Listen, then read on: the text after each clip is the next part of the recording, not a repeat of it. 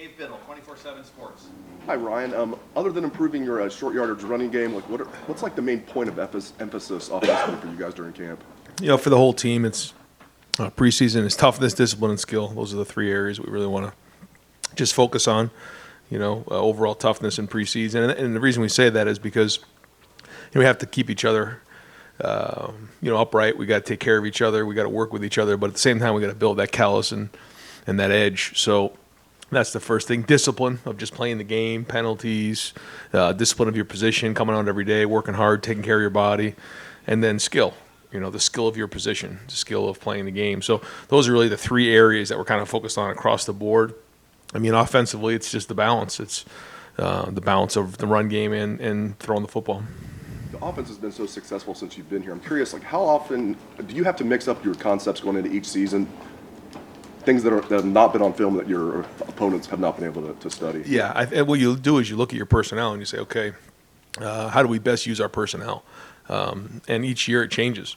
And I think this year we have a new challenge ahead of us just with the different guys that we have. And so that's kind of the art of college coaching is, you try to figure out who your guys are and then try to, put enough balance together where they can't take away one thing and then you don't have an answer, but to really showcase the guys that, their skill set and do and run the plays that fit their skill set the best. When you think about really since 17, there's been a lot of similarity, but there's been a lot of difference too between JT and Dwayne and Justin and then now with CJ. So it always starts with the quarterback, the line, and then it goes from there. Mm-hmm. Third row middle, Dan Hope, 11 Warriors. Ryan, it looks like Jake Seibert's out at cornerback now. What went into that decision? He had played some wide receiver and corner in high school, and he wanted to kind of bring some different value. So he's still going to work on kicking and do that part of it, but he's also going to be able to help at some of the other positions. Is Noah the only kicker right now? It didn't look like Parker was out there. No, those guys will still be around. I think it was just an illness today.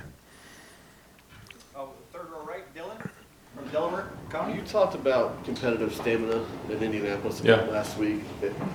Is there a way to build that in camp? Can you build competitive stamina in camp, or is that just something you have to wait and see when the moment comes, if you have it or not? A little bit of both. I think it's something we got to hammer all year long. There's no way to really build that in terms of the length of the season. But I think we can talk about it in the second half of practice, the middle of camp, the end of camp, when the newness is worn off. It certainly was up on the slide last night. It's something we're hitting. But today, everyone was jacked up today and flying around. And, so that's going to be coming up real soon, though, is that the middle of practice and the end of practice. You got to really play some of your best football. And then as we get into camp, too, the same thing, that third, fourth day in a row of pads when – when it gets hard, where are you? And that'll be part of it. Second row right, Nathan Baird, Cleveland.com. This may be another thing we're always trying to pick when we see guys moving around. The whole defensive line group was working out together when we got out there, except for Caden Curry. Is there any kind of cross training that goes on with him at other positions right now, or is that just nothing? That was nothing. Yeah. I'm not sure what that was. So I thought it was. Yeah. No.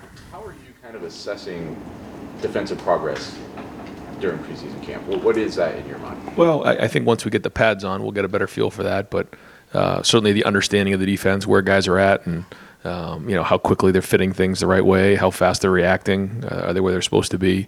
And you can tell by their confidence too. And when you're anticipating as opposed to reacting, I think that's important. But the technique and fundamentals are still critically important, and that's our base foundation for everything. We don't have that; it doesn't work. So these days in helmets, it's good to see, and organizationally, and guys flying around and giving good effort. But we'll get a better idea once the pads are on and we're able to block and we start getting the tackle and scrimmaging. I know you might not, as you're saying, might not be at this level yet, but I'm curious about just the balance between, on the offensive side, you're obviously trying to develop there and execute things there, but also sort of pressure testing the defense probably. How does that balance work for you? Yeah. There's going to be times where we need to work with each other and maybe give the defense something they need. They give the offense something they need. And then, there's times where the offensive defense will go against each other. And it isn't really so much schematically trying to match wits, and because Jim does a great job with that. And I think over the years we've done a decent job there as well. It's more about the fundamentals of just lining up and who's got better pad level, who's got better finish, who's tougher. And I think that's, to me, where the competitiveness happens, and that's where you learn. Because I think, scheme is very important, but effort and pad level and toughness and those type of things are more important. Front row right, Austin Ward, Rivals, dotting the I's. And 97.1 The Fan. Ryan, was there a particular position unit that you were most curious to see today? No. I mean, it's just, when we go out there in the summer and we're running and doing different things this year, we're able to do a little bit more. It's fun, get to see the guys work out and you have high hopes for everybody, in the offseason. Everyone has a really good offseason, I thought, I really do think we had a great offseason, but it's just good to get out there and see, some of the younger guys, see how some of the guys who've been here 2 and 3 years, where are they at after a really strong offseason, their bodies, the way they're moving around. That was more of that than it was one position probably. G looked like maybe he's getting closer to what you want physically at tight end. What have you seen from maybe that summer and how he looks getting into camp now? Yeah, well, I think the tight end group as a whole had a really good summer. Cade Stover had an unbelievable summer. He was an Iron Buckeye, and Mitch Rossi had a really good summer. And then you have Joe, G, Sam, Bennett. I mean, I think that has a chance to have some good depth right there. But they got to build, they got to grow. There's not a ton of experience in that group, so Coach Wilson in that room, it'll be a really important 3 weeks here. Fourth row left, Jacob Bench, the Lantern. Yeah, hey Ryan, I just wanted to ask about CJ Hicks, since he is coming into the program this year. How has his summer gone, and just what were your impressions of him from maybe today? Yeah, no, when you're a freshman and you come in the summer, 5-10 years ago, a lot different than when you come in January like he did. Had a full spring under his belt, whole summer. Now, when you look at him, he almost looks like he's one of the guys that's been around for a while. So that's good. But that's a guy, for example, that is going to be fun to watch him now go play. You don't think of him as a freshman anymore. At least we don't. So once we start getting into the preseason camp, hopefully he's taking the next step. And then on the other side of the ball, with the running backs, I noticed Mayan and Evan were kind of going back and forth with the reps. How do you plan on maybe splitting the carries between them now that you have had one practice to kind of see where they are? Yeah, well, we'll split those carries up, and there'll be plenty of reps to go around. We've got a bunch of guys, a bunch of reps, and that's what the focus is. I told those guys, let your reps speak for you. Don't start worrying about, where you are in terms of the depth chart. What reps am I getting? You're going to get plenty of reps in the preseason. Make sure you make them count. And then what we'll do is like we always do. Is this person game ready? Can this guy help us beat Notre Dame? If he can, then let's let him go play. And then there's just the journey of the season. And that's important to have depth at all positions. But, we're going to split those reps up and give those guys the opportunity to compete. Third row left, Bill Landis, Rivals, dot in the I. Ryan, it looked like when Justin broke the offensive line and the tackles and inside guys, all of your true freshmen were with the tackles. And I don't know, do you view Avery, Integra, and Carson as tackles positionally, or was that more just helping bolster the numbers on that side? Because if you took those 3 away, I think there would have been like 4 other tackles there.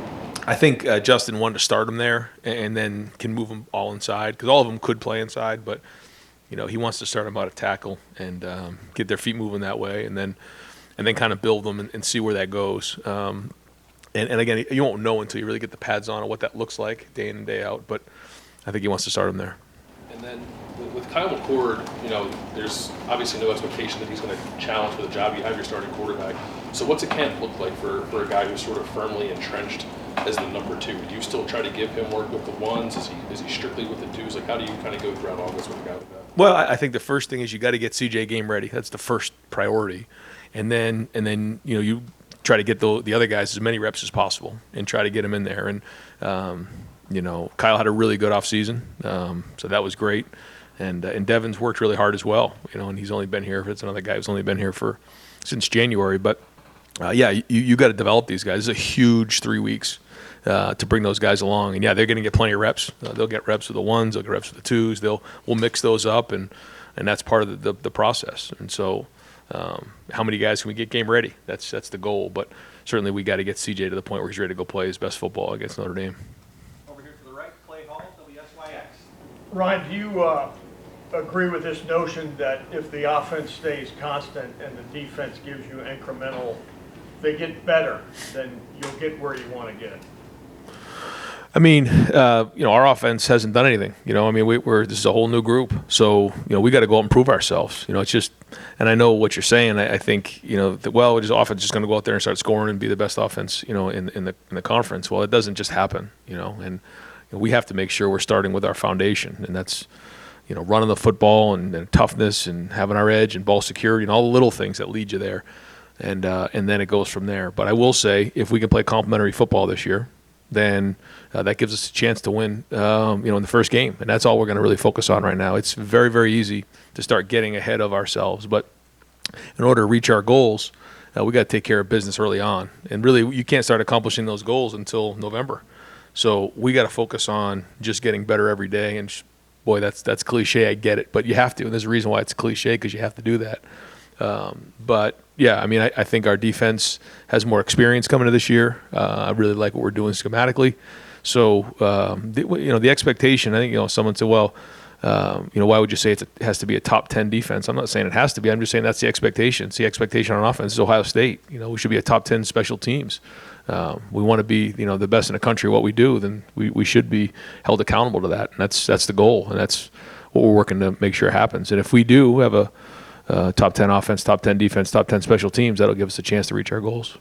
Has Jim outlined, what's the first thing he's got to accomplish, or where they are where he feels they are in terms of reaching their potential? Or I know that a lot of the feedback in talking to him and the entire staff is just how impressed he's been with the approach for the guys in that room. Getting a lot of extra work, being able to handle some of the schematics and some of the checks and different things that go on over there. So there's been a lot of good feedback there. But at the end of the day, we got to stop the run. We got to stop the run, and that's going to start with defeating blocks and knocking back the line of scrimmage with pad level. Adam King, WBNS 10 TV. I know you say you're taking it day by day, and there's always an expectation of championships here, but do you guys feel it a little more in certain years? Like, do you know, hey, this is our year with CJ coming back and with this offense to try and go win it all, really? I mean, you hope that every year you're in that position at Ohio State. I think that's what makes Ohio State unique. There's probably 5 to 10 across the country that are that way, where every year the expectation stays the same. That being said, every year is different. The people are different, and you hope you have enough coming back that gives you a chance to make that run. Whether it's a young quarterback and a veteran defense, or a veteran offensive line, or a veteran quarterback and a younger area, whatever. The good news is a lot of our younger guys have gotten experience, so that's exciting. But you can't start getting too far down the road with that stuff. It just doesn't work. You got to keep grinding every day and stay hungry. Can you learn from the first practice, or even the next couple weeks of camp, as opposed to that first game against Notre Dame? Yeah, I think after next Saturday, we'll have a good feel of what progress we've made since the spring. Yeah, and it'll give us a pretty good idea going into week. Really, it'll be kind of that this is, we have 3 practices. We're taking Sunday off, then we roll next week. And then we have that next week, and then we're kind of getting into the Notre Dame. So, yeah, we have to get a pretty good idea what kind of team we have by the end of next Saturday.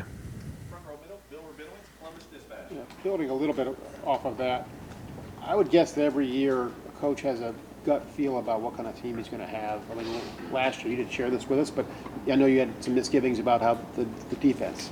COVID year was a COVID year. Do you have a gut feel about this team? It seems to have all the ingredients. Do you feel different about this team? Yeah, it's a different team, absolutely. Yeah, we sat here last year. I was concerned. We came off of COVID, like you said, and so we didn't really have some of those games where we were able to get some of the young guys reps in that 2020 year.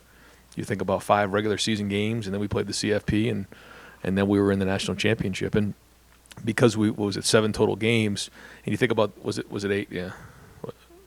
Oh yeah, because we played in the Big Ten championship game, so we played 8 games. But when you look at those games, like the Indiana game, the Rutgers game, we didn't really pull away in the second half, so our guys were playing. Like you think about the 4 linebackers, they really took the majority of the reps that year. You look at some of the guys at different positions. So because of that, we were young. We missed Josh Myers, and we missed Wyatt, and there was a lot of guys in there, Luke Farrell, that we just didn't have, that had accumulated a ton of reps over the years. And the younger guys hadn't got that. So obviously the quarterback was one of them, and so the running backs, JK was gone. So, going in, you're like, okay, we know we have some pretty talented players, but they've never played, and we have to start right out of the gate, with these guys. And so that was concerning, but, we grinded and we worked at preseason. This year it's different because these guys have played more. So at least you have a better idea of who you have. Doesn't mean anything other than the fact that there's more experience and you have a better feel for kind of the team you have, but a new defense and a new scheme there. So. Not to disparage the old staff, but how good do you feel about this staff and the experience that they're going to have with the players' experience, that this is going to be a much better defense? Well, I like the scheme. I like what Jim's doing. I like what our defensive staff is doing. I think Tim and Perry and Larry do a great job. I think, they teach effort. They teach fundamentals. I like what's going on there. But the proof will be in the pudding. We play, on September 3rd. But certainly there's a lot of optimism. Right next, second row left, Stephen Means, Cleveland.com. Just following up on Bill's asking with the offensive line, we sometimes see that at other positions like corner, D-line, where they'll start guys on the outside before moving them in. Is there any benefit to doing that on the offensive line when the guy's younger, starting them outside before maybe you move them around to other spots? I think it just depends on, what gives them the opportunity to get more reps. Last year it made sense to kind of move Paris inside because of the depth. He could have been a backup tackle last year, but we felt like we wanted to get him in a guard and get a year under his belt. That's going to pay off this year. If he was a player who didn't play at all going into the season, we would be a little more concerned. Now he played a whole year at guard. He's moving over to tackle. He's got a lot of that experience under his belt. Thayer moved over the years. Some guys had moved around. So the idea is just to get him on the field and get him going, and then we can always adjust from there. And Justin wants to start those guys at tackle to get them as many reps as possible. And so and if it's time to move inside, we'll move them inside when it's right. To see it, I know it's just day one. Are you a little bit more comfortable with the depth what you have in spring? I want to watch the film. We're getting a lot of reps. Things are moving fast. Pads aren't on yet, so that we'll see. Certainly the numbers are there. We got some guys healthy. Josh is back, and so that's good. And so those guys did have a good summer, but we'll see as we get going. You still don't have an answer on Lewis. Wow. No, we don't. No, we're still waiting on that. Yeah. Right next door, Steve Hellwagon, 24/7 Sports, Button Office. Yeah, Coach.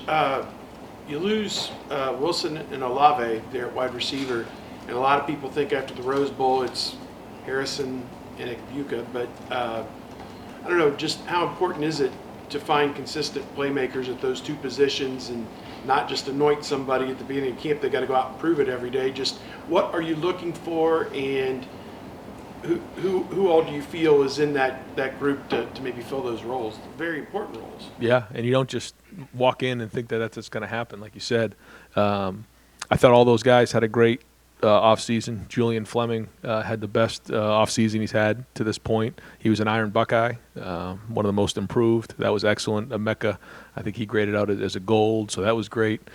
Marvin was solid all offseason. So, those guys, Xavier Johnson was in the mix. Cam Babb, same thing. So, those guys, when you look at them, they're strong and they're tough, and we need toughness on the perimeter and guys who are going to make plays, and certainly the technique of route running. And we were really looking for leadership there, and like across the board. You think of wide receivers, you don't think of toughness, but we want toughness all across the board. And so that'll be important with that group, and just grinding to get better every day.